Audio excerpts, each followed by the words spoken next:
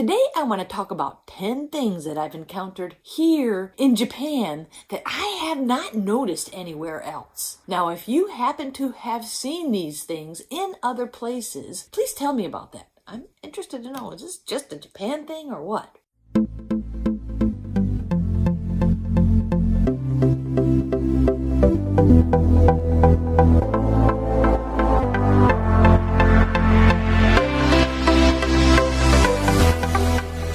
I hear Japanese say a lot. I mean, not like everyday kind of thing. You know, on special occasions when they're, want to be grateful towards their parents, they'll say, "Thanks for giving birth to me." It was Mother's Day just the other day, and some guy wanted to say to his mom, "Thanks for giving birth to me." Now, that's a little bit of a different thing from the other things that I want to talk about. All the other things are kind of like more practical kinds of things. Number 2, in a restaurant, you can often find these buttons or these like, it's like egg-shaped little things that you press at the tables. And when you press them, there's a screen on the wall that dings and it indicates what table has just hit the button. And so the waitstaff then knows which table is ready to make their order, or has a problem, or wants to ask them a question, or whatever it is.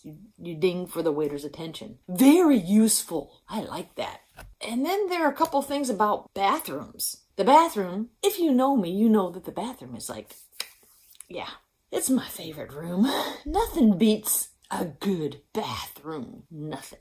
So one of the things is the toilet seat heater. Love it. Now, right now we're in May and I just turned it off for the season a couple of days ago. I'll turn it back on in the fall, I suppose. And it was a lifesaver in the winter because there is typically no heat in that toilet room in a house. And I say toilet room because the bathroom is separate from the toilet room. It's cold in there. So that little toilet seat heater, lifesaver. Then there's the toilet fountain. The water coming into the toilet tank is, of course, clean. So why not? Give us a fountain, we can wash our hands after we flush the toilet. So now, of course, in the cold months, it's freezing, the water coming in there. But these days, it's May now, it's great. And I used to have before I put it in another room, I needed it in another room. But before that, I had this little soap dispenser that I set behind my toilet seat. So I was like ready to go wash my hands.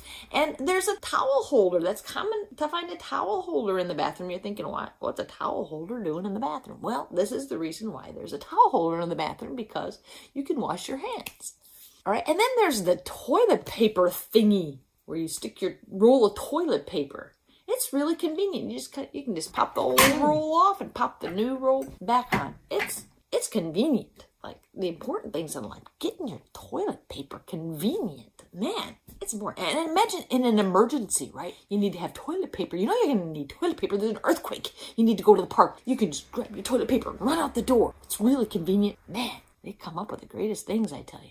I'm pretty sure it wasn't because of emergencies that they came up with this, though. Just saying. And then there's caps and tops. They just snap on, snap off. The toothpaste tube, pop that top off, pop that top back on. My coffee jar, not all jars are like this, but, instant coffee jar like that. Pop it off, pop it back on. It's great. Dad, have you ever seen anything like that? And while I'm at it with my jar, I'm going to show you, I can just peel off the label. That's quite common. Not 100%, but a lot of the time. You can just peel off a label from a jar or a bottle or a can. It's none of this, you got to use like some special water with peanut butter or something so you can get the gunk off or anything like that. Just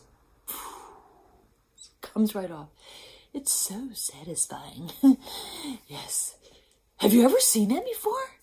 Now, this one I didn't notice when I lived in Nagoya, but I lived in an urban area. But, I did notice this when I was in Narita back last month. Music plays at 7 a.m. and 5 p.m. here. And I think it was similar times in Narita, if I'm not mistaken. Maybe the exact same times. And then for a little while during the winter, the afternoon music played actually at 4 p.m. instead of 5 p.m. I'm guessing that it might have been originally or maybe it still is, for kids to know when it's time to stop playing and get back home for the evening. Maybe something like that. Yeah, dinner time's coming. Get yourself home. It's going to get dark. Get home. And it does get dark early here because we're on the eastern side of the time zone. Now, these days, you rarely see kids playing outside. My office is right next to a park, and every once in a while I see kids out there just playing. But anyway, I kind of like hearing the music at 7 a.m. Hear that music at 7 a.m.? I know it's 7 a.m. Time to get up or whatever. I'm always awake before then anyway. And 5 p.m. Boop, I know it's time to quit work. No,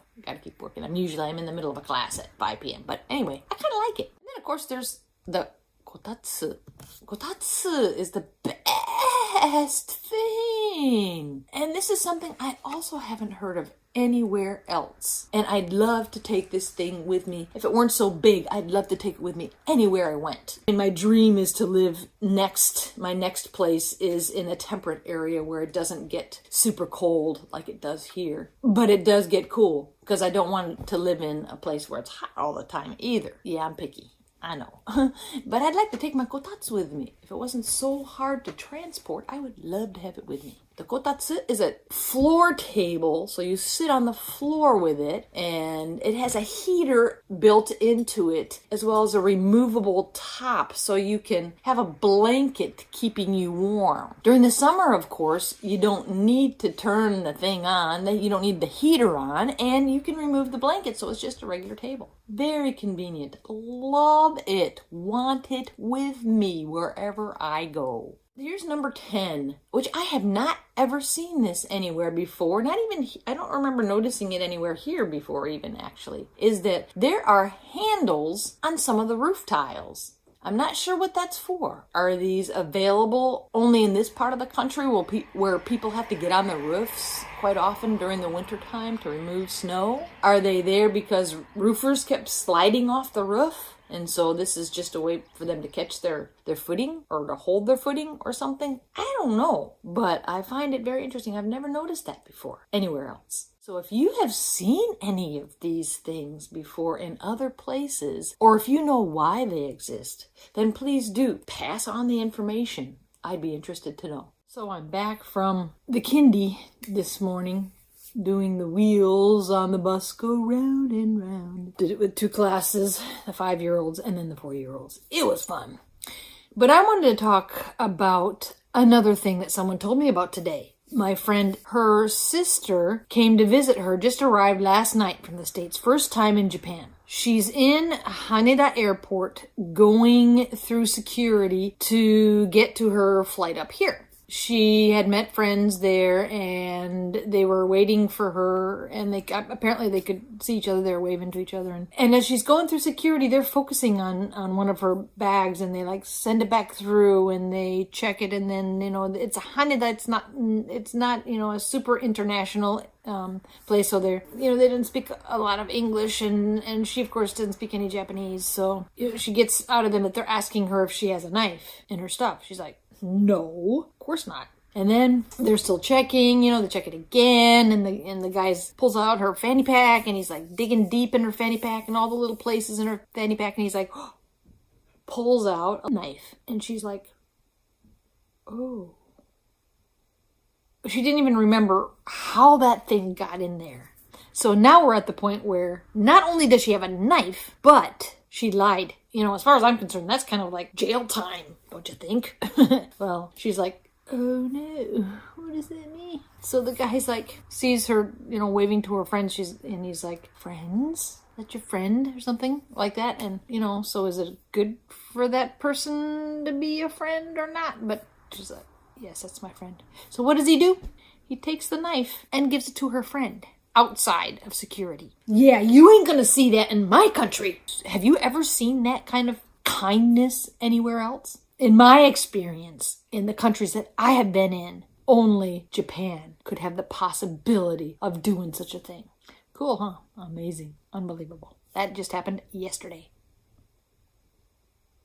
Today I'm off to be an assistant language teacher in the 6th grade classroom at the little next door, well, not exactly next door, down the road, elementary school. So I'll be off to do that in a few minutes. But I just wanted to say, if you have seen any of these things in other countries, or you know why some of these things are that I didn't know why they were, or you have something really cool that's in your country, I would be interested in hearing about that. Thank you, and I'll see you again next time.